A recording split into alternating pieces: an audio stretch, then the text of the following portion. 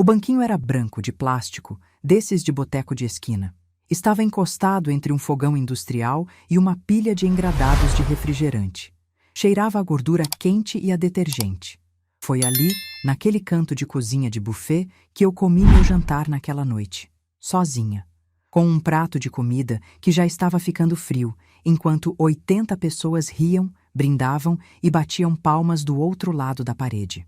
Entre essas 80 pessoas estava meu filho, meu neto de 13 anos, minha neta de 10, e a mulher que, 5 minutos antes, tinha me puxado pelo braço até o corredor, encostado a boca no meu ouvido e sussurrado: Dona Marlene, a senhora não se importa de comer na cozinha, né? Sogra pobre não senta na mesa principal.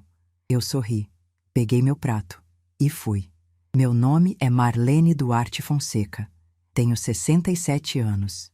E se você está ouvindo essa história, precisa saber que aquele banquinho de plástico na cozinha não foi o fim.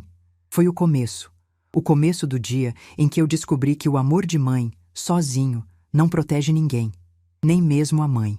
E que às vezes, a mulher que te manda comer na cozinha não sabe que o chão onde ela dança pertence a você. Mas para você entender o que aconteceu naquela noite, eu preciso voltar ao começo. Preciso te contar quem é Marlene, de onde ela veio, o que ela aguentou, e por que, quando aquele advogado entrou no salão com uma pasta na mão, as pernas da minha nora começaram a tremer. Eu nasci e cresci em Sorocaba, interior de São Paulo, num bairro simples chamado Jardim Santa Rosália. Meu pai era pedreiro, minha mãe lavadeira. Não tínhamos muito, mas o pouco que tínhamos era honesto. Minha mãe me ensinou a costurar antes de eu aprender a escrever. Dizia que mulher que sabe costurar nunca passa fome, porque sempre vai ter alguém precisando de um vestido ajustado, uma barra feita, um botão repregado. Ela estava certa. Foi a costura que me salvou a vida mais de uma vez. Conheci Geraldo aos 19 anos, num baile de São João da igreja do bairro. Ele era um rapaz quieto, de mãos grandes e sorriso tímido, filho de um imigrante português que tinha um pequeno comércio de materiais de construção. Nos casamos quando eu tinha 22. Não foi uma cerimônia grande, mas eu me lembro de cada detalhe. O vestido que eu mesma costurei, as flores que minha mãe colheu do quintal, o bolo que minha tia Aparecida fez de madrugada. Geraldo chorou quando me viu na porta da igreja. Eu nunca esqueci aquilo. Um homem que chora de felicidade ao ver a mulher que escolheu. Fomos felizes. Não daquele jeito de novela, com viagens e jantares caros. Felizes do jeito real. Geraldo trabalhava no comércio do pai durante o dia e fazia bicos de eletricista à noite. Eu costurava em casa, atendia as vizinhas, fazia ajustes para uma loja do centro. Juntamos dinheiro durante 3 anos e compramos nossa casa. Pequena, de 2 quartos, mas nossa. Quando Eduardo nasceu, Geraldo pintou o quarto do bebê de azul claro num fim de semana inteiro, com tinta que sobrou de uma obra. O berço foi emprestado pela vizinha. O enxoval eu costurei peça por peça. Eduardo foi o nosso mundo. Geraldo, que tinha crescido quase sem pai, porque o dele trabalhava 14 horas por dia, jurou que seria diferente. E foi. Levava o menino na praça todo domingo, ensinava a andar de bicicleta, sentava no chão para brincar de carrinho. Eu ficava olhando os dois da janela da cozinha e pensava que a vida finalmente tinha me dado tudo o que eu precisava. Mas a vida tem esse costume de tirar justamente o que a gente mais precisa. Numa segunda-feira de março, Eduardo tinha 7 anos. Geraldo tomou café, como fazia todo dia. Reclamou de uma dor no peito, que ele disse que era besteira. Deve ser o café forte demais. Eu insisti para ele ir ao médico. Ele disse que ia depois. Às 9h30 da manhã, enquanto abria o comércio, Geraldo caiu. O coração dele simplesmente parou. Tinha 39 anos. Não vou descrever o que senti naquele dia porque não existem palavras que deem conta. Vou dizer apenas que quando me ligaram do hospital e eu cheguei lá correndo, com Eduardo no colo porque não tinha com quem deixar, a primeira coisa que pensei não foi em mim, foi no meu filho. Pensei, como é que eu vou criar esse menino sozinha? E foi exatamente o que eu fiz. Sem manual, sem rede de apoio, sem ninguém para me dizer que ia ficar tudo bem. Os primeiros meses depois da partida de Geraldo foram os mais sombrios da minha vida. A casa ficou grande demais. O silêncio da noite ficou pesado demais. Eu ouvia Eduardo rezando baixinho no quarto dele, pedindo para Deus trazer o pai de volta, e mordia o travesseiro para ele não me ouvir soluçar. De manhã, lavava o rosto, prendia o cabelo e colocava o café na mesa como se nada tivesse mudado, porque para ele eu precisava ser inteira, mesmo estando despedaçada por dentro. Minha mãe, Dona Irene, foi meu pilar naqueles meses. Vinha todo dia de manhã. Ficava com Eduardo enquanto eu resolvia papelada de inventário, burocracia, coisas que ninguém te ensina a lidar quando se perde alguém de repente. Foi ela que me disse, num fim de tarde em que eu estava quase desistindo de tudo: Marlene, a dor não vai embora se você fugir dela. Você precisa atravessar. Eu atravessei. E aqui estou. Geraldo deixou a casa quitada e um seguro de vida pequeno, que cobriu os custos imediatos e pouca coisa mais. O comércio do pai dele já estava em declínio e foi fechado meses depois. Eu precisava trabalhar. Voltei a costurar com tudo, mas não era suficiente. Então arrumei um emprego de auxiliar de cozinha num restaurante do centro, no turno da noite. De dia costurava, de noite cozinhava. Eduardo ficava com minha mãe até eu chegar. Foram anos difíceis. Eu me lembro de épocas em que contava as moedas no fundo da bolsa para decidir se comprava leite ou pão, porque para os dois não dava. Me lembro de noites em que costurava até às 3 da manhã para entregar uma encomenda no dia seguinte, com os olhos ardendo e as costas travadas. Me lembro de ir na escola do Eduardo com o vestido mais bonito que eu tinha, que era o único, e perceber que as outras mães olhavam para mim com pena. Eu odiava aquele olhar. Mas Eduardo nunca passou necessidade real. Nunca faltou comida, nunca faltou uniforme, nunca faltou material escolar. Se eu precisava fazer milagre para isso acontecer, o milagre era feito em silêncio. Ele não precisava saber que a mãe dele, às vezes, jantava só arroz com ovo para que ele pudesse comer carne. Eduardo cresceu e se tornou um rapaz bom, estudioso, educado, trabalhador. Aos 18 anos, conseguiu um estágio numa construtora. Eu me lembro do dia em que ele chegou em casa com a notícia, os olhos brilhando. Eu o abracei e chorei no ombro dele. Naquela noite, pela primeira vez em 11 anos, eu dormi sem preocupação. Ele foi subindo na empresa devagar. Estagiário, depois auxiliar, depois assistente. Aos 25 anos, já era coordenador de obras. E foi nessa fase que conheceu Renata Monteiro. Eu me lembro do dia em que ele me falou dela pela primeira vez. Estava sentado nessa mesma cozinha onde eu conto essa história, tomando café comigo numa tarde de sábado, e disse com aquele sorriso que eu conhecia desde quando ele era menino: Mãe, conheci uma moça.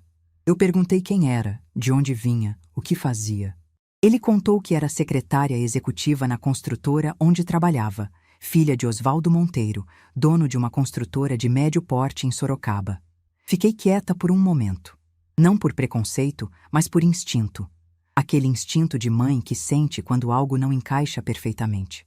Eduardo era um rapaz humilde, trabalhador, filho de costureira.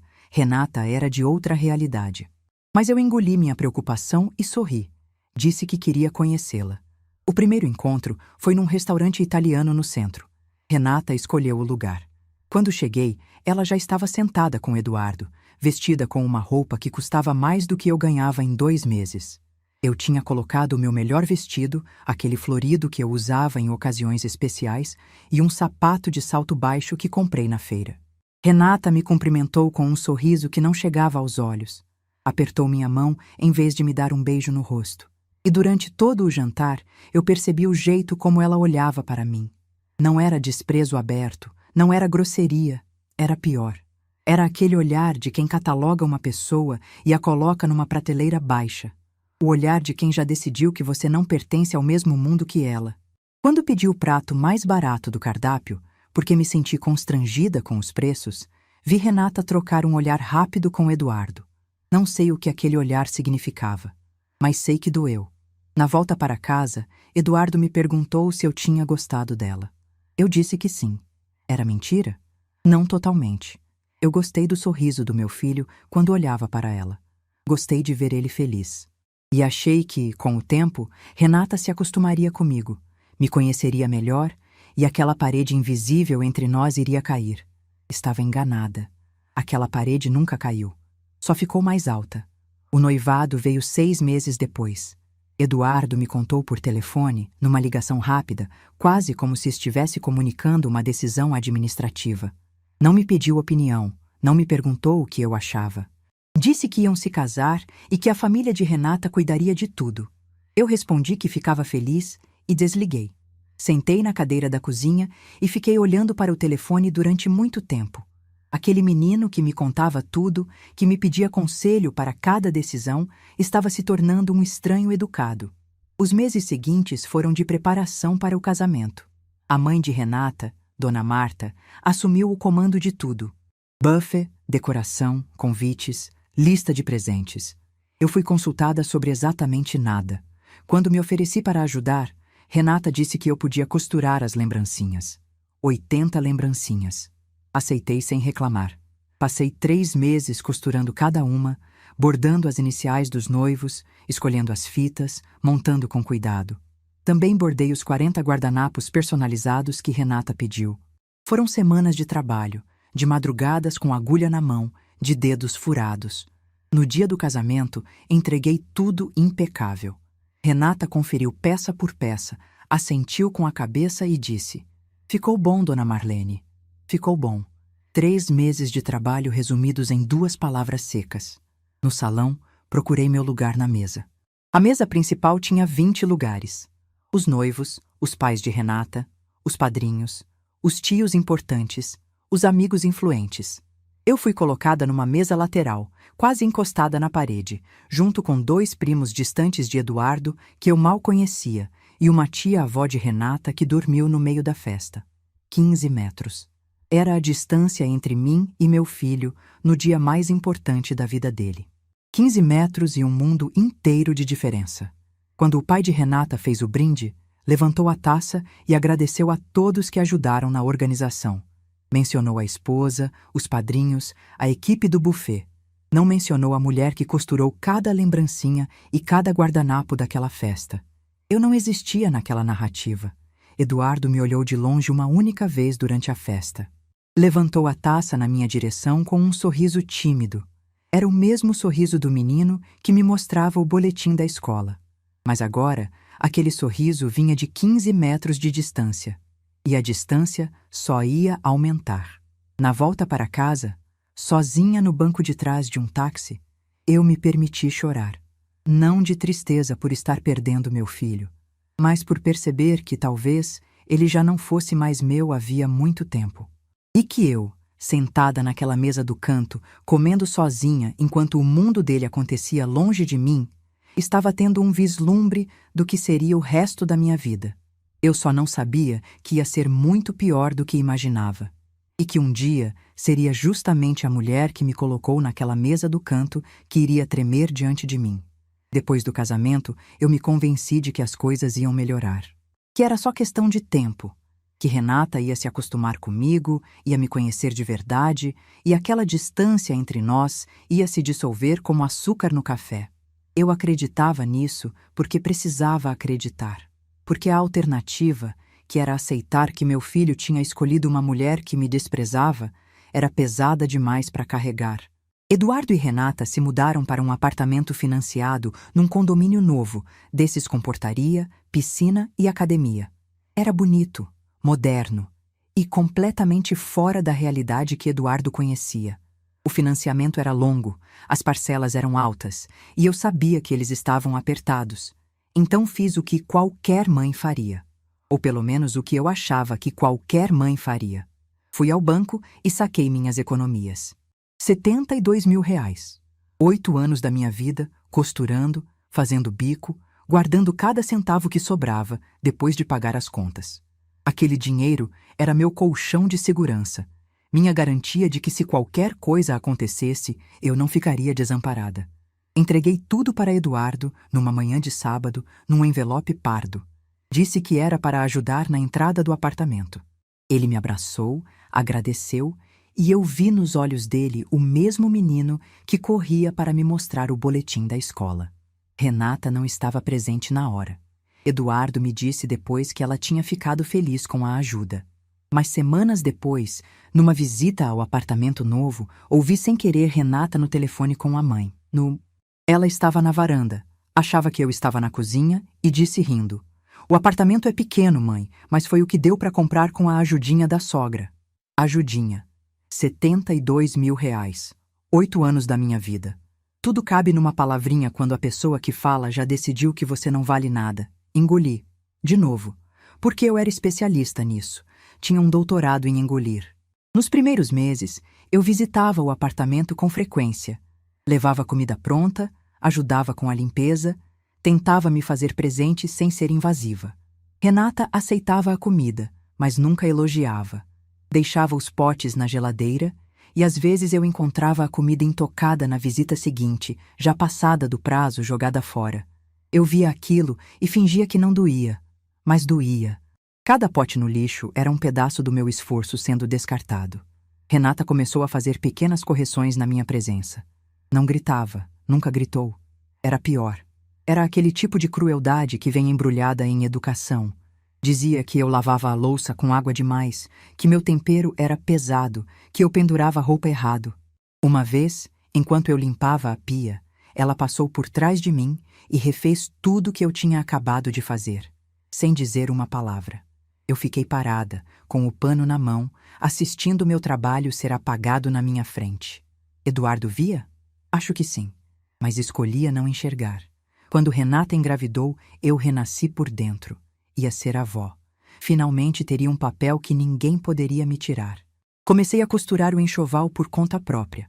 Bodes, macacõezinhos, babadores, tudo à mão, com tecidos que escolhi um por um na loja de armarinho. Bordei o nome do bebê, Bernardo, que Eduardo me contou em segredo antes do anúncio oficial. Aquele segredo compartilhado me fez sentir que meu filho ainda era meu. Bernardo nasceu numa noite de outubro. Eduardo me ligou às 3 da manhã. Eu peguei um táxi e fui para o hospital com o coração disparado. Quando cheguei, a mãe de Renata, Dona Marta, já estava lá, sentada na poltrona ao lado da cama, segurando a mão da filha. Eu entrei no quarto e Dona Marta me olhou como se eu fosse a enfermeira vindo trocar o lençol. Fiquei no canto do quarto, em pé, sem saber onde me colocar. Quando Bernardo foi trazido pela enfermeira, eu estendi os braços para segurá-lo. Renata disse sem me olhar nos olhos: "Melhor não, Dona Marlene. Ele é muito novinho, é frágil." Dona Marta, que havia pegado o bebê minutos antes, não disse nada. Eduardo também não. Eu baixei os braços devagar. E naquele gesto, algo pequeno se partiu dentro de mim. Nos meses seguintes, cada tentativa de me aproximar do meu neto era barrada. Eu não podia dar banho porque não sabia a temperatura certa. Não podia dar mamadeira porque o pediatra orientou diferente. Não podia cantar para ele dormir porque confundia o sono do bebê. Eu, que criei Eduardo sozinha, que trocava fralda no escuro e preparava mingau com uma mão só, de repente não era qualificada para segurar meu próprio neto. E foi nessa época que aconteceu o episódio do ursinho. Eu passei 2 semanas costurando um ursinho de pelúcia para Bernardo. Escolhi um tecido macio cor de caramelo, fiz olhos de botão preto, bordei um coraçãozinho no peito com a inicial B. Embrulhei com papel de seda azul, coloquei uma fitinha e levei ao apartamento num domingo de manhã. Renata abriu o presente na minha frente. Olhou para o ursinho, virou de um lado para o outro e disse com um sorriso gelado: "Que gracinha, Dona Marlene. Obrigada." Colocou-o em cima da mesa e mudou de assunto. Eu fui embora me sentindo estúpida, como se tivesse levado algo inadequado, algo que não pertencia àquele mundo de brinquedos importados e móveis de grife. Na visita seguinte, 3 dias depois, fui à cozinha pegar um copo d'água e vi. O ursinho estava no lixo, jogado entre cascas de banana e embalagem de iogurte, com o papel de seda azul ainda grudado na pata. O coraçãozinho com a inicial B olhando para cima, como se me perguntasse por quê. Eu tirei o ursinho do lixo, limpei com um guardanapo, coloquei dentro da minha bolsa sem dizer nada para ninguém. Voltei para a sala, sorri, tomei meu café e fui embora. Naquela noite, sentada na minha cama, segurei aquele ursinho contra o peito e chorei até não ter mais lágrimas. Não era apenas um brinquedo, era o que ele representava. Era a confirmação de que nada que eu fizesse seria bom o bastante. Que eu podia costurar durante semanas, bordar com carinho, colocar minha alma inteira num presente e ainda assim ele acabaria no lixo. O ursinho está aqui comigo até hoje. na estante do meu apartamento. Limpo, intacto, com o coraçãozinho virado para fora. Às vezes olho para ele e lembro daquela mulher que eu era, a mulher que engolia tudo. A mulher que achava que amor significava aceitar qualquer coisa. Depois do ursinho, as coisas pioraram. Não de forma explosiva, mas naquela erosão lenta que vai corroendo por dentro sem que ninguém perceba de fora. Renata fez o álbum de fotos do primeiro ano do Bernardo. 20 páginas, mais de 100 fotos. Bernardo com a mãe, com o pai, com os avós maternos, com os tios, com os padrinhos. Comigo, nenhuma. Nenhuma. Como se eu não existisse na vida daquele menino. Quando perguntei a Eduardo sobre o álbum, ele disse que provavelmente foi um esquecimento. Esquecimento. A palavra preferida daquela família quando o assunto era eu. O aniversário de 1 ano do Bernardo foi numa chácara alugada pela família Monteiro. Festão. Decoração temática, buffet infantil. Fotógrafo profissional. Eu fui convidada na véspera. Na véspera. Renata ligou às 8 da noite dizendo que quase esqueceu de me avisar. Fui com um presente comprado às pressas, com o vestido que tinha em casa, sem tempo para me preparar. Na festa, fiquei cuidando da mesa de doces porque ninguém conversava comigo. Dona Marta circulava pelo salão como anfitriã oficial. Eu era a figurante silenciosa que aparecia no fundo das fotos por acidente. 2 anos depois, nasceu Beatriz. E com a segunda neta, a distância virou abismo. Renata parou de me convidar para as datas da família. Eu soube do aniversário de 3 anos da Beatriz pelo Facebook. Vi as fotos numa manhã de sábado, rolando a tela do celular, e de repente lá estava. Minha neta soprando velhinhas num bolo cor-de-rosa, cercada de crianças e adultos sorrindo. Balões, decoração, bexigas. Uma festa inteira que aconteceu sem mim. Liguei para Eduardo com a voz trêmula. Ele gaguejou, disse que pensou que Renata tinha me avisado, que foi falha de comunicação. Eu quis gritar, quis perguntar como é que se esquece de convidar uma avó para o aniversário da neta. Mas não gritei. Disse que entendia e desliguei. Sentei na cadeira da cozinha e fiquei olhando para o nada. Dona Márcia, minha vizinha e amiga de 15 anos, me encontrou assim quando veio trazer um pedaço de bolo. Olhou para mim e disse sem rodeios: Marlene, você está tão ocupada tentando caber na vida deles que esqueceu que tem uma vida sua. Aquela frase ficou martelando na minha cabeça durante semanas, mas eu ainda não estava pronta para ouvir.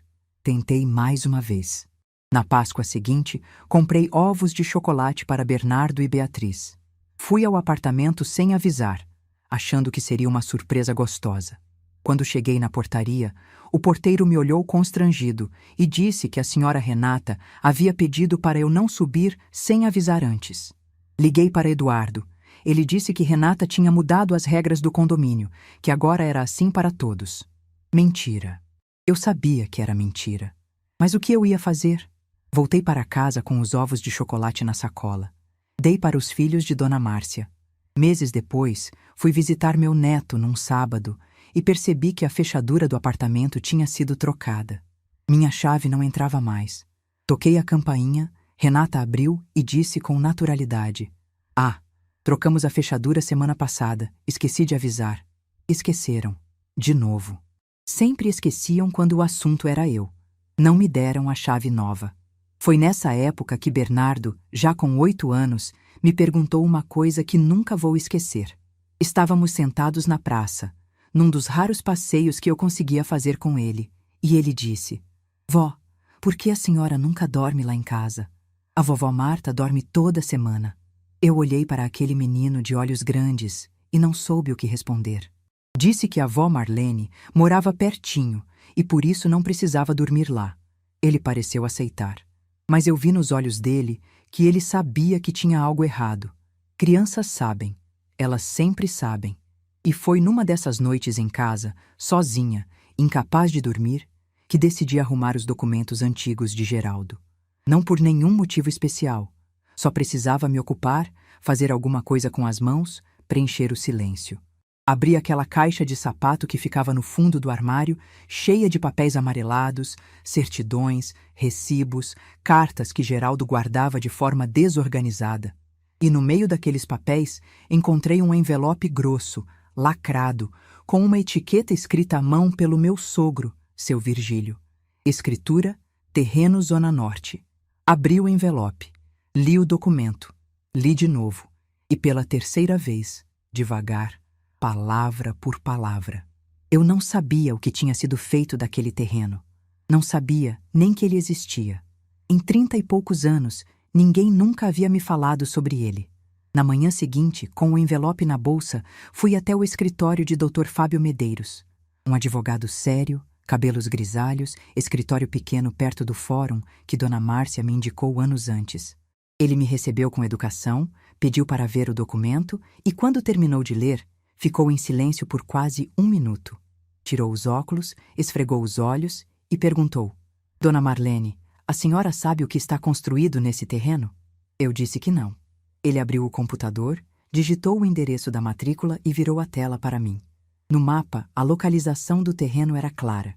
E em cima dele, ocupando quase toda a área, estava a sede da construtora Monteiro, o galpão principal, o escritório administrativo, o estacionamento de máquinas, o império do pai da minha nora, construído no meu chão. Dr. Fábio me explicou tudo com paciência. Eduardo, aos 24 anos, havia cedido o direito de uso da metade dele para Osvaldo Monteiro, numa cessão por 10 anos que já havia vencido.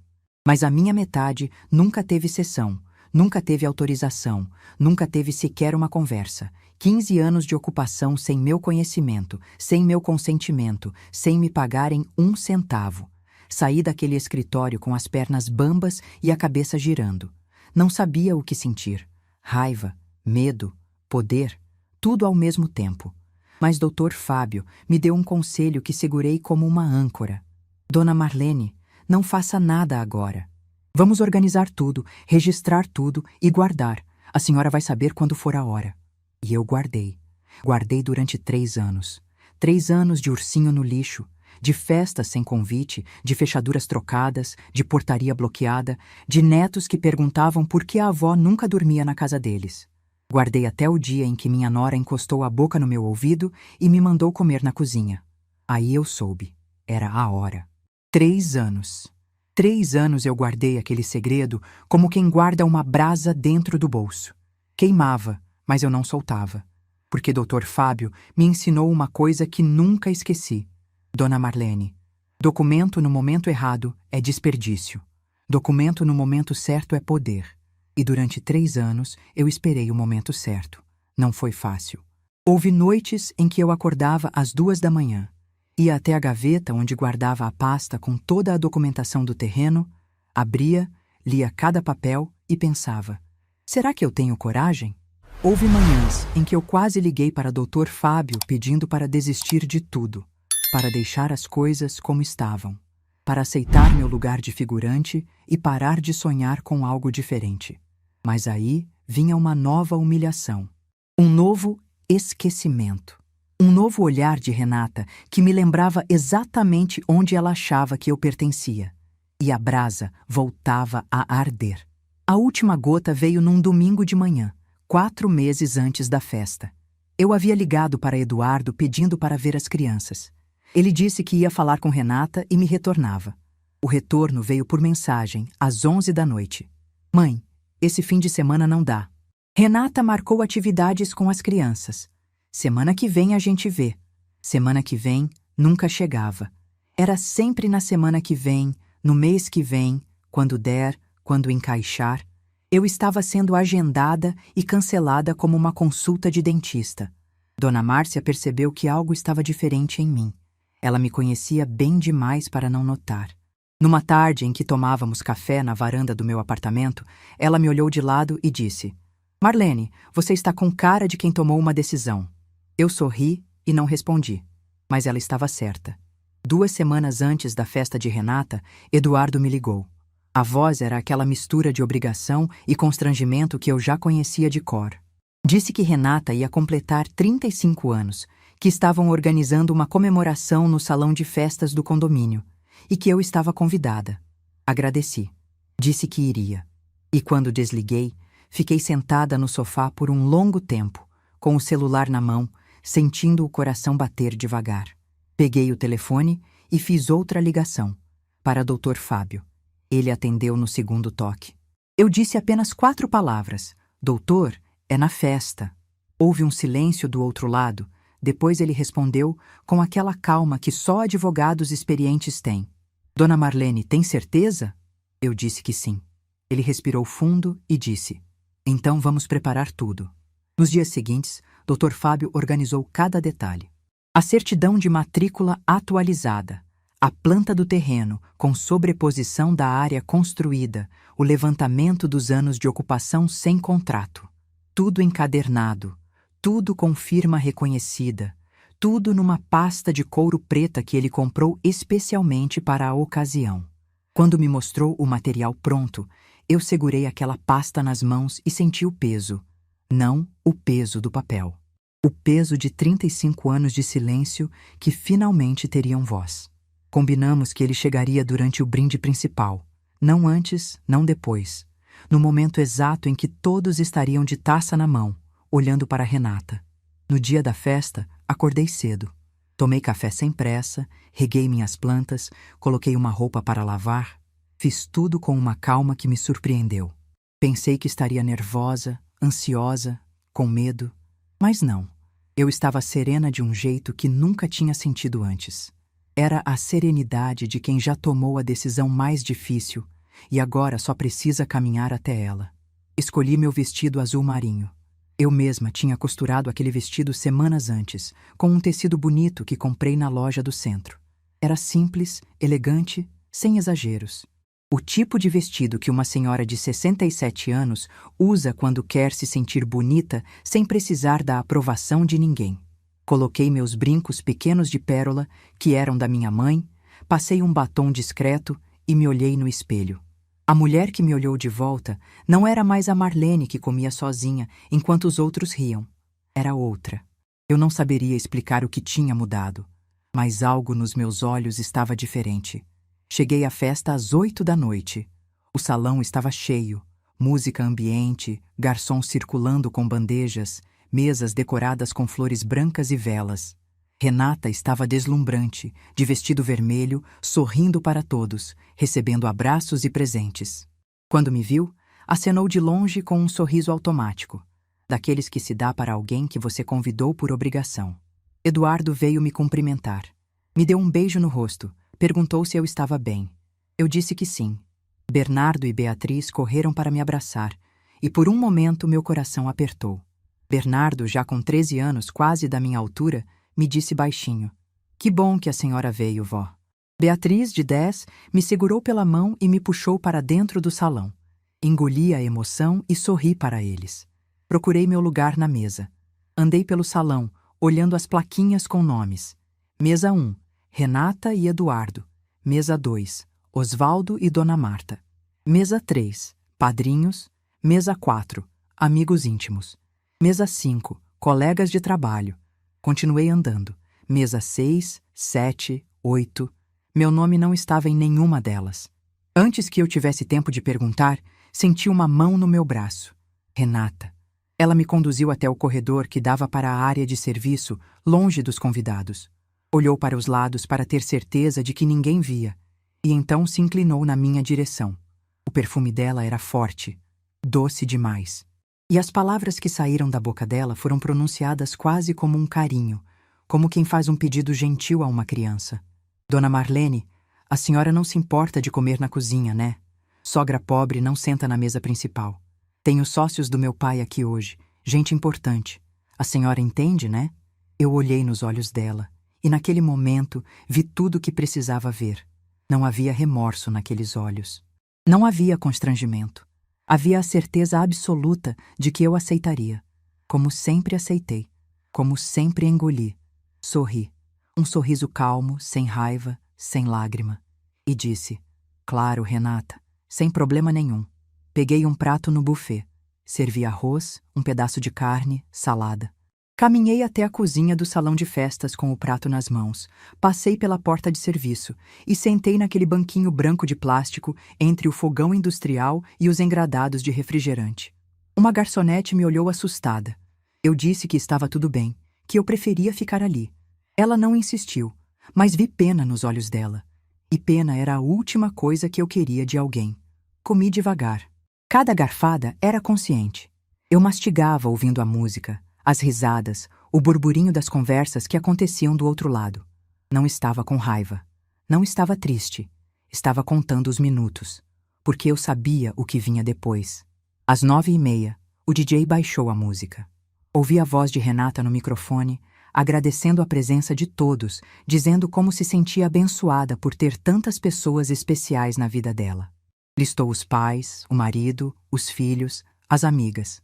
Agradeceu aos sócios do pai pela parceria de anos. Pediu uma taça de champanhe para brindar. Eu me levantei do banquinho, deixei o prato na pia. Alisei meu vestido azul marinho e caminhei até a porta que separava a cozinha do salão. Fiquei ali parada, encostada no batente, observando. 80 pessoas de taça levantada, olhando para Renata com sorrisos. Foi quando a porta principal do salão se abriu. Dr. Fábio entrou com passos firmes e tranquilos. Terno escuro, gravata discreta, a pasta de couro preta debaixo do braço. Ele não estava com pressa, não estava nervoso. Caminhou até o centro do salão com a naturalidade de quem foi convidado para a festa. O burburinho começou imediatamente. Quem é esse senhor? Alguém conhece? Renata franziu a testa. Eduardo olhou para a mãe de Renata sem entender. Osvaldo Monteiro, que estava sentado na mesa 2 com um charuto apagado entre os dedos, estreitou os olhos. Dr. Fábio parou no centro do salão, ao lado da mesa do bolo. Pediu licença com educação e sua voz era firme, mas cortês. Boa noite a todos, peço perdão pela interrupção. Meu nome é Fábio Medeiros, sou advogado e estou aqui a pedido da minha cliente, a senhora Marlene Duarte Fonseca. Ele fez uma pausa. Olhou na minha direção. Eu estava parada na porta da cozinha, com as mãos cruzadas na frente do corpo. Assenti com a cabeça. Ele abriu a pasta. Tenho aqui a certidão de matrícula atualizada do terreno registrado sob o número 4712, localizado na zona norte de Sorocaba. O terreno possui área total de 3.800 metros quadrados e encontra-se, em sua totalidade, sob a edificação conhecida como sede da construtora Monteiro. Osvaldo se levantou da cadeira, a boca aberta, o charuto caindo no prato. Doutor. Fábio continuou sem alterar o tom. A proprietária de 50% deste terreno é a senhora Marlene Duarte Fonseca, conforme partilha homologada após o falecimento de seu cônjuge, Geraldo Duarte Fonseca. Não existe, em nenhum cartório ou registro, qualquer contrato de cessão, arrendamento, comodato ou autorização de uso assinado pela proprietária. O uso do terreno pela construtora Monteiro é, portanto, irregular. O silêncio que caiu naquele salão era de outro mundo. Era o tipo de silêncio que tem peso, que tem textura, que pressiona os ouvidos. 80 pessoas paradas como estátuas, com as taças de champanhe suspensas no ar. E então, eu vi. Vi as pernas de Renata tremerem. Primeiro os joelhos, depois as mãos. A taça de champanhe balançou e ela precisou segurá-la com as 2 mãos para não derrubar. O rosto dela perdeu a cor em questão de segundos. Aquela mulher que 10 minutos antes me mandou comer na cozinha, que me chamou de sogra pobre, que decidiu que eu não merecia sentar entre gente importante, agora não conseguia manter as próprias pernas firmes. Eduardo me olhou do outro lado do salão. Os olhos arregalados, a boca entreaberta. Não era raiva o que eu vi no rosto dele, era espanto, como se estivesse vendo a mãe pela primeira vez na vida. Osvaldo tentou se recompor. Deu 2 passos na direção de Dr. Fábio, apontou o dedo e disse com a voz alterada: Isso é um absurdo. Isso é uma armação. Quem mandou esse homem aqui? Dr. Fábio não se abalou. Respondeu com a mesma calma: Senhor Osvaldo, esta é uma notificação extrajudicial formal, entregue diante de testemunhas. A senhora Marlene está exercendo seu direito como proprietária. Qualquer contestação pode ser feita pelos meios legais apropriados. Dona Marta puxou Renata pela mão, tentando tirá-la do centro do salão. Mas Renata estava paralisada. Olhava para mim com uma expressão que eu nunca tinha visto no rosto dela. Não era raiva, era medo. Medo puro. O medo de quem percebe que o chão sob seus pés nunca foi seu. Eu não disse uma palavra. Não precisei. Fiquei ali, parada na porta da cozinha, com meu vestido azul marinho que eu mesma costurei, meus brincos de pérola que eram da minha mãe, e a calma de uma mulher que esperou o momento certo durante 3 anos. Dr. Fábio colocou uma cópia dos documentos na mesa mais próxima, guardou a pasta e se despediu com educação. Boa noite a todos. Desculpem a interrupção. Ele caminhou até mim, me ofereceu o braço e saímos juntos pela porta principal. Lá fora, o ar da noite estava fresco. Eu respirei fundo, olhei para o céu e senti algo que não sabia mais como era. Leveza. Uma leveza enorme, como se 35 anos de peso tivessem sido retirados dos meus ombros de uma vez só. Dr. Fábio me olhou e perguntou: "A senhora está bem, dona Marlene?" Eu sorri. Dessa vez, de verdade. E respondi: "Doutor, eu nunca estive tão bem na minha vida." Ele me levou para casa. No caminho, nenhum dos dois disse nada. Não era necessário. O silêncio do carro era completamente diferente do silêncio daquela cozinha.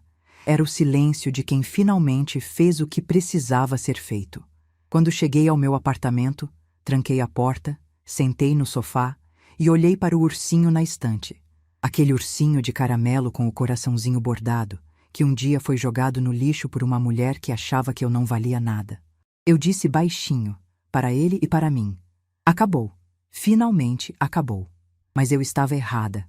Não tinha acabado. O que veio depois daquela noite foi algo que eu não esperava. Algo que me fez questionar se eu tinha feito a coisa certa. E algo que, no final, me mostrou que coragem não é ausência de dúvida. É a decisão de seguir em frente, mesmo tremendo por dentro. O primeiro telefonema veio às 6 da manhã do dia seguinte. Eu nem tinha dormido direito. Passei a noite entre o sofá e a cama, alternando entre uma paz estranha e uma ansiedade que subia do estômago. O celular tocou e o nome na tela era Eduardo. Não atendi. Ele ligou de novo. E de novo. 5 chamadas em 10 minutos.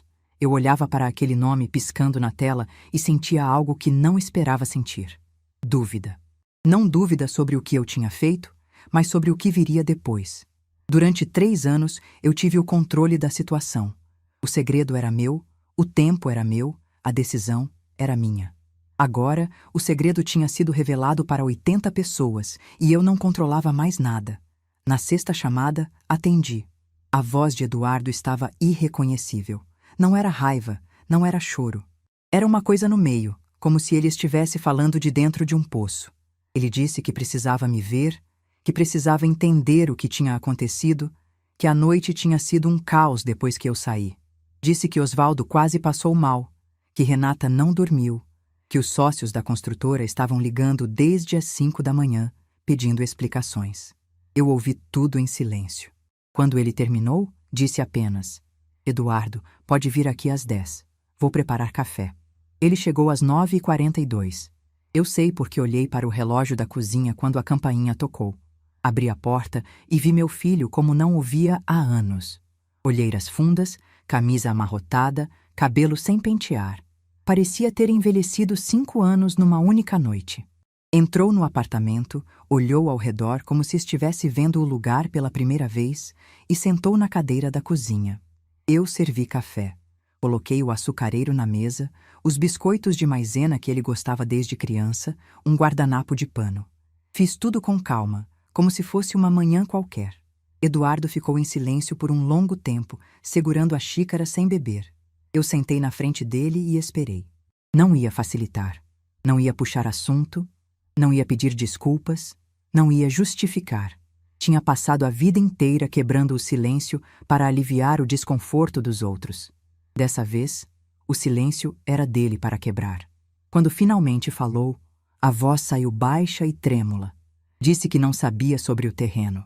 Que quando assinou a cessão para Osvaldo, tinha 24 anos, estava apaixonado por Renata, e o futuro sogro disse que era um simples papel para formalizar o uso de um terreno que não valia nada. Disse que nunca imaginou que metade fosse minha, que ninguém nunca falou sobre isso. Eu escutei com atenção. E então perguntei, sem alterar o tom: "Eduardo, e se você soubesse, se soubesse que metade era minha, teria me consultado?" Ele hesitou. E naquela hesitação eu tive minha resposta. Continuei. Você entregou o terreno do seu pai para impressionar a família da sua namorada. Não perguntou para mim, não me incluiu, não pensou se aquilo podia ser importante para nós. Eu era sua mãe, Eduardo. A mulher que costurava de madrugada para você ter uniforme. E você assinou um papel que envolvia a herança do seu pai sem me dizer uma palavra. Ele baixou os olhos. A xícara tremia nas mãos dele. Então eu disse o que havia guardado por anos. Não com raiva, não com grito, com a voz mais calma e firme que já usei na vida. Durante 10 anos, sua mulher me tratou como se eu fosse uma vergonha na vida de vocês. Me tirou de fotos, me escondeu de festas, jogou no lixo o ursinho que eu costurei para o meu neto. Trocou a fechadura da casa sem me dar a chave. Mandou o porteiro me barrar na portaria. Me mandou comer na cozinha no meio de uma festa porque sogra pobre não senta na mesa principal. E você, Eduardo, você assistiu tudo, cada humilhação, cada desfeita, e não disse uma palavra sequer. As lágrimas desciam pelo rosto dele agora, silenciosas. Eu não fiz isso por dinheiro, eu não fiz isso por vingança. Eu fiz porque chegou o dia em que a sogra pobre precisou mostrar que o chão que vocês pisam sempre foi dela. Aquela frase ficou suspensa no ar entre nós dois. Eduardo me olhou como se estivesse vendo uma estranha. Mas não era eu que era estranha para ele. Era ele que havia esquecido quem eu era. Ele tentou falar várias vezes. Abria a boca, fechava, passava a mão no rosto. Finalmente perguntou o que eu pretendia fazer. Se ia tomar o terreno, se ia fechar a construtora, se ia destruir a vida deles. Eu tomei um gole de café antes de responder. E disse com clareza: eu não quero destruir nada, Eduardo. Eu quero o que é justo. Reconhecimento da minha propriedade, pagamento pelos anos de uso e um contrato decente daqui para frente. Se a construtora do seu sogro quiser continuar operando no meu terreno, vai me pagar pelo direito, como deveria ter feito desde o início. Ele perguntou se eu não podia simplesmente esquecer, deixar como estava, fazer de conta que nada tinha acontecido. E pela primeira vez naquela conversa, eu senti uma pontada de algo que talvez fosse decepção. Porque depois de tudo que eu disse, depois de todas as humilhações que descrevi, meu filho ainda estava me pedindo para engolir. Respondi: esquecer é o que eu fiz durante 10 anos. E olha onde me levou. Sentada num banquinho de cozinha, comendo sozinha enquanto vocês brindavam. Eduardo saiu do meu apartamento às 11h30. Não bateu a porta, não gritou, não ameaçou. Saiu como entrou, em silêncio. Mas eu vi nos ombros dele o peso de quem finalmente entendeu que as coisas não seriam resolvidas com um pedido de desculpas. Quando a porta fechou, fiquei sentada na cozinha olhando para as 2 xícaras. A minha, vazia. A dele, ainda cheia. Ele não tinha bebido um gole sequer. Peguei a xícara dele, joguei o café frio na pia e lavei as 2 com cuidado. Aquele gesto simples de lavar a louça sozinha depois de uma conversa difícil me lembrou de todas as vezes que fiz isso ao longo da vida. Só que agora era diferente. Agora eu estava lavando não por obrigação, mas porque aquela cozinha era minha. Aquele apartamento era meu. E a decisão que tomei também. O que veio nos dias seguintes foi uma tempestade. Renata contratou um advogado caro, desses de escritório grande em São Paulo. Ele entrou em contato com o Dr. Fábio, alegando que a cessão assinada por Eduardo cobria o terreno inteiro, que eu havia consentido de forma verbal que existia uso capião. Doutor. Fábio ouviu cada argumento, anotou tudo e respondeu com 3 documentos que derrubaram tudo de uma vez. A certidão de matrícula mostrando que minha parte nunca foi cedida, a prova de que o prazo da cessão de Eduardo já havia vencido e uma declaração formal minha atestando que nunca fui consultada sobre o uso do terreno. O advogado de Renata pediu 1 semana para analisar a situação. Doutor. Fábio me disse que isso significava que eles estavam sem argumentos e precisavam de tempo para inventar novos. Enquanto isso, os sócios de Osvaldo começaram a pressionar. 2 deles me procuraram diretamente, por telefone, com tom de voz que misturava cordialidade e desespero. Disseram que a situação estava prejudicando negócios, que tinham contratos em andamento, que obras estavam sendo questionadas por parceiros. Perguntaram se eu estava aberta à negociação. Eu disse que sim, sempre estive, mas nos meus termos. Osvaldo Monteiro foi o último a me procurar. Ligou para o escritório de Dr. Fábio e pediu uma reunião. Dr. Fábio me consultou e eu concordei, com uma condição. A reunião seria no escritório dele, não na construtora. Não ia pisar naquele terreno como visita. Era meu direito estar ali como proprietária, mas preferia manter a dignidade de negociar num território neutro. A reunião aconteceu numa quarta-feira à tarde. Osvaldo chegou acompanhado do advogado Caro e de Renata. Eu estranhei a presença dela, mas Dr. Fábio me avisou que ela viria. Eduardo não apareceu. Osvaldo era um homem grande, de voz grossa, acostumado a comandar reuniões.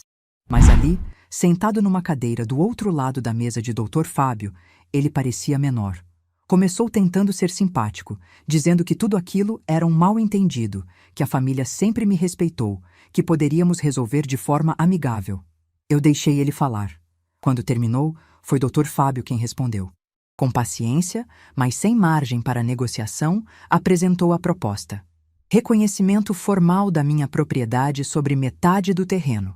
Pagamento retroativo referente a 5 anos de uso a valor de mercado e um contrato de arrendamento com prazo de 10 anos e valor mensal justo, reajustado anualmente. Osvaldo tentou negociar.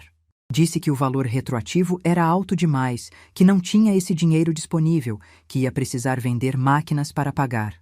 Dr. Fábio respondeu que a alternativa era uma ação judicial por ocupação irregular, que poderia resultar em valores ainda maiores e na obrigação de desocupar o terreno. A escolha era dele. Renata, que até então estava calada, explodiu. Levantou da cadeira e disse, olhando para mim com os olhos cheios de raiva: "A senhora está fazendo isso por causa daquela festa? Por causa de um lugar na mesa? Está destruindo a vida da minha família por orgulho?" Dr. Fábio ia intervir, mas eu levantei a mão pedindo para falar. Olhei para Renata nos olhos, a mesma mulher que me mandou comer na cozinha, a mesma mulher que jogou o ursinho no lixo, a mesma mulher que trocou a fechadura sem me dar a chave, e disse, com a voz mais tranquila que encontrei dentro de mim: "Renata, não estou destruindo nada. Estou cobrando pelo que é meu. Você passou 10 anos me tratando como se eu não valesse nada, me escondeu, me excluiu, me humilhou. E durante todo esse tempo, a sua família construiu o negócio dela em cima do meu chão, literalmente. Então não é por orgulho, é por justiça." Renata abriu a boca para responder, mas Osvaldo segurou o braço dela e disse baixo: "Chega, Renata." Aquele chega do próprio pai foi talvez a maior vitória daquela reunião, porque significava que ele sabia. Sabia que a filha dele tinha me tratado mal. Sabia que a situação era insustentável.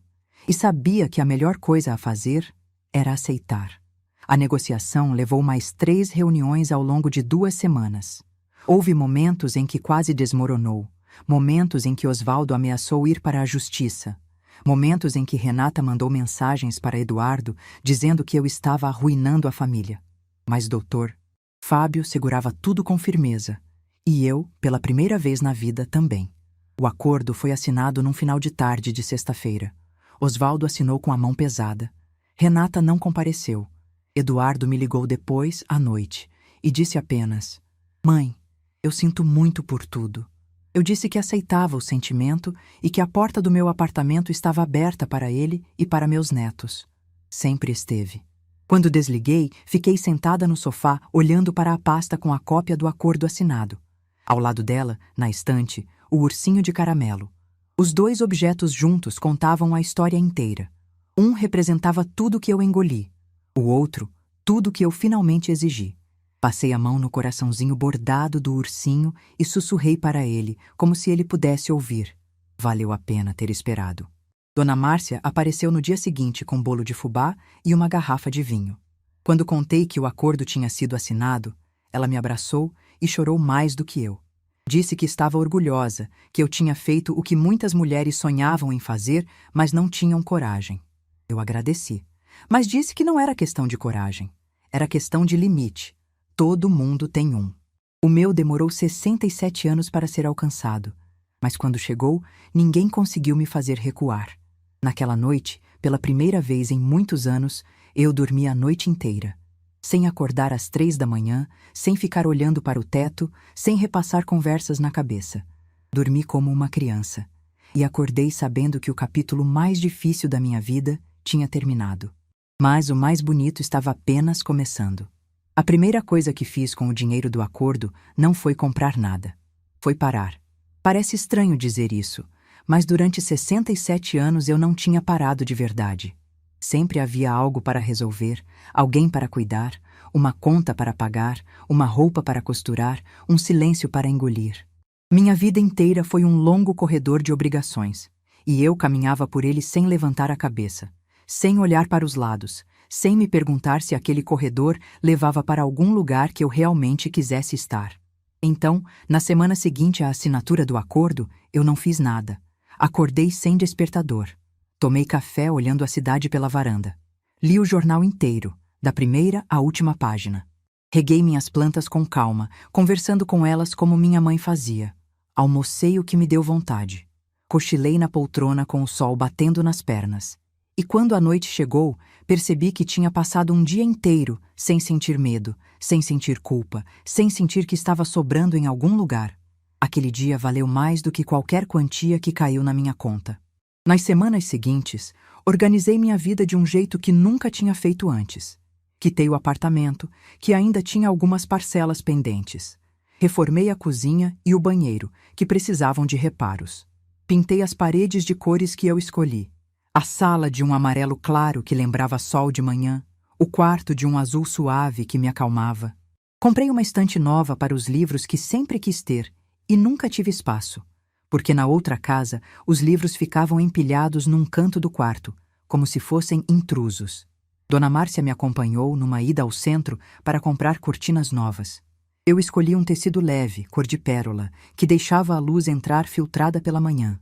Ela me olhou e disse: Marlene, faz tempo que eu não te vejo escolher alguma coisa com esse brilho no olho. Eu ri, e era verdade.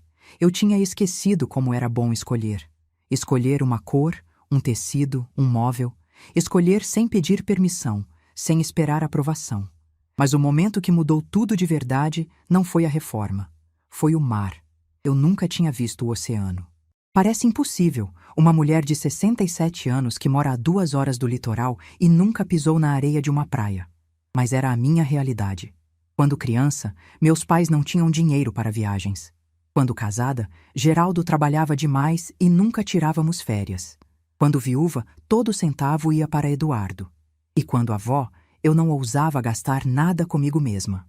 O mar era um luxo que não me pertencia. Até agora. Peguei um ônibus numa manhã de quarta-feira, com uma mala pequena e o coração acelerado como se tivesse 15 anos. Desci em Santos.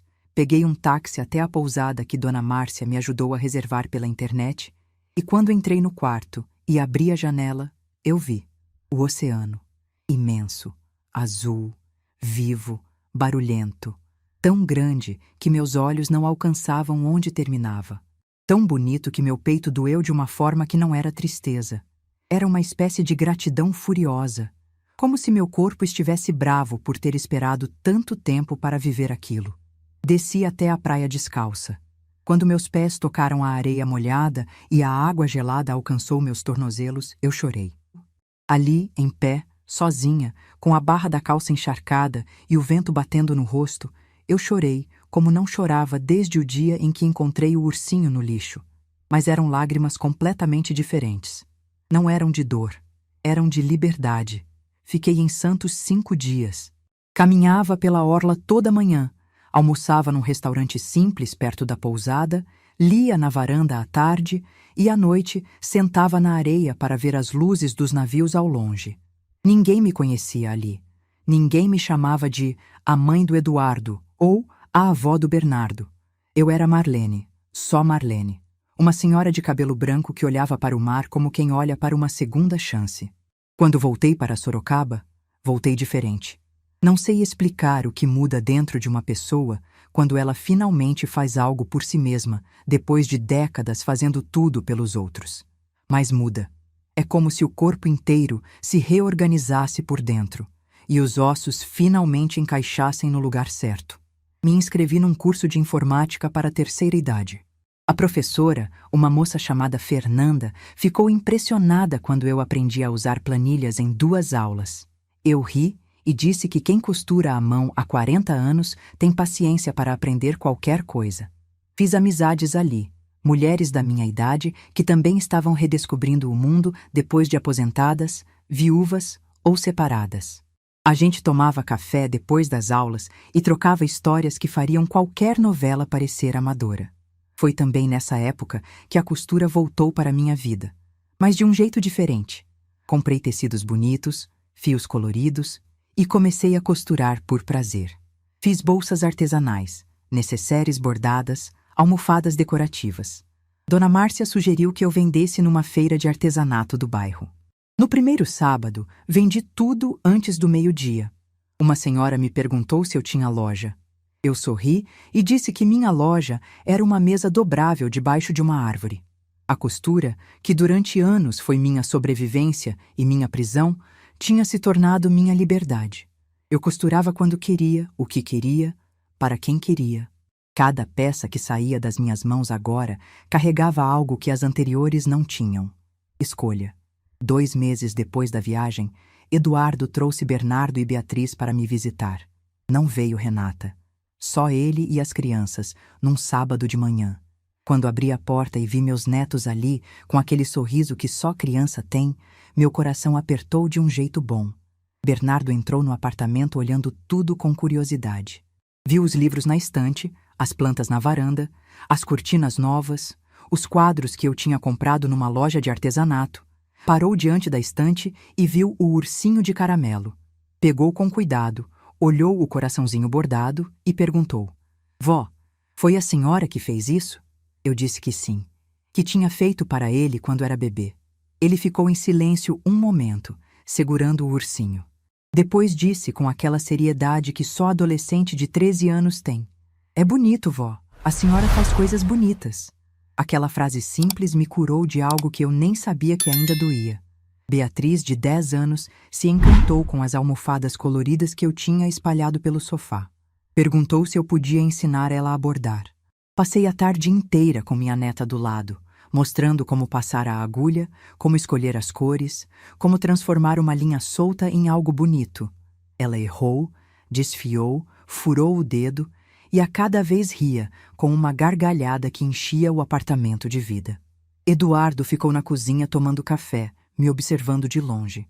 Quando as crianças foram para a varanda brincar, ele veio até mim e disse com a voz baixa: Mãe, eles perguntam por que não vinham aqui antes. Eu não soube o que responder. Eu olhei para ele e disse: Diga a verdade. Diga que a avó precisou aprender a se valorizar e que agora ela sabe receber vocês com alegria, não com medo. Ele assentiu com a cabeça devagar. Vi nos olhos dele algo que não via há muitos anos: respeito. Não o respeito automático de filho para mãe. O respeito de quem finalmente enxerga a outra pessoa por inteiro. As visitas dos netos se tornaram regulares. Todo sábado alternado, Eduardo trazia Bernardo e Beatriz. Às vezes ficavam para o almoço, às vezes passavam a tarde inteira. Eu não tentava compensar os anos perdidos com excessos. Não enchia de presentes, não cedia a todas as vontades. Tratava com carinho e com limites, como sempre quis tratar, e nunca me deixaram. Bernardo, numa dessas visitas, me disse algo que guardo como o maior presente que já recebi. Estávamos sentados na varanda, ele comendo biscoito e eu costurando uma bolsa, quando ele disse do nada: Vó, a senhora é a pessoa mais corajosa que eu conheço. Eu parei a agulha no ar. Olhei para ele e perguntei por quê. Ele pensou um pouco e respondeu: Porque a senhora fez tudo sozinha. Criou meu pai sozinha, comprou seu apartamento sozinha, e quando trataram a senhora mal, a senhora não gritou, não chorou, não fez escândalo, só mostrou quem era. Isso é coragem de verdade. 13 anos. Meu neto de 13 anos entendia algo que adultos ao redor de mim levaram décadas para aprender. Ou que talvez nunca tenham aprendido. Renata nunca mais sussurrou nada no meu ouvido. Nas raras vezes em que nos encontramos, em aniversários das crianças ou datas que Eduardo organizava, ela me tratava com uma cordialidade distante. Não era amor, não era amizade, era respeito. do tipo que nasce quando a pessoa percebe que subestimou alguém completamente. E para mim, estava mais que suficiente. Eu não precisava do amor de Renata. Nunca precisei. Precisava de dignidade. E isso, finalmente, eu tinha. Um ano depois de tudo, no meu aniversário de 68 anos, fiz uma festa pequena no apartamento. Convidei Dona Márcia, as amigas do curso de informática, as mulheres da feira de artesanato, 2 vizinhas novas que tinham se tornado companhia diária. Eduardo trouxe as crianças. O apartamento ficou cheio de gente que me via como eu sou. Não como a mãe de alguém, não como a avó de alguém, como Marlene. Bernardo olhou ao redor e disse: Vó, a senhora tem muitos amigos. Eu sorri e respondi: Tenho. Demorei 67 anos para juntar eles, mas cada um valeu a espera. Naquela noite, depois que todos foram embora, sentei na varanda com um café na mão. A cidade estava acesa lá embaixo, as luzes piscando como estrelas caídas. O silêncio era meu. O apartamento era meu. A vida era minha. Olhei para a estante onde o ursinho de caramelo continuava, com o coraçãozinho virado para fora. Mas agora, ao lado dele, havia uma foto nova. Beatriz e eu sorrindo, com agulha e linha na mão, no dia em que ela bordou sua primeira flor. 2 gerações unidas pela costura. 2 gerações unidas por algo que ninguém pode jogar no lixo. Eu penso às vezes no que teria acontecido se eu não tivesse encontrado aquele envelope no fundo do armário, se eu não tivesse procurado o Dr. Fábio, se eu tivesse ficado quieta, como sempre fiz, comendo na cozinha pelo resto da vida. E a resposta me assusta, porque eu sei que teria continuado ali, invisível, diminuída, grata por migalhas, morrendo devagar por dentro enquanto sorria por fora. Mas não foi o que aconteceu. E não foi o terreno que me salvou. O terreno foi o instrumento. O que me salvou foi o dia em que decidi que eu merecia mais, que minha história merecia ser contada por mim, não escrita por quem me desprezava. Hoje, aos 68 anos, eu sei de algumas coisas que gostaria de ter sabido antes. Sei que amor que exige silêncio não é amor. Sei que família que exige diminuição não é família. Sei que respeito não é um presente que os outros te dão. É um direito que você exige. E sei que nunca, em hipótese nenhuma, é tarde demais para exigir. Minha mãe, Dona Irene, me disse uma vez que mulher que sabe costurar nunca passa fome. Ela estava certa, mas eu acrescentaria uma coisa. Mulher que sabe o próprio valor nunca mais aceita comer na cozinha. Se você está me ouvindo e se identificou com alguma parte dessa história, eu quero que saiba de uma coisa. O banquinho de plástico não é o seu destino. Ele é só o lugar onde você está agora. E entre o lugar onde você está e o lugar onde você merece estar, existe uma decisão. Só uma. A decisão de se levantar. Eu me levantei. E descobri que o mundo inteiro estava esperando por mim do outro lado daquela porta de cozinha. Se essa história tocou seu coração, deixe seu like, se inscreva no canal e comente aqui embaixo. No meu lugar, o que você faria? Sua mensagem pode iluminar o dia de alguém.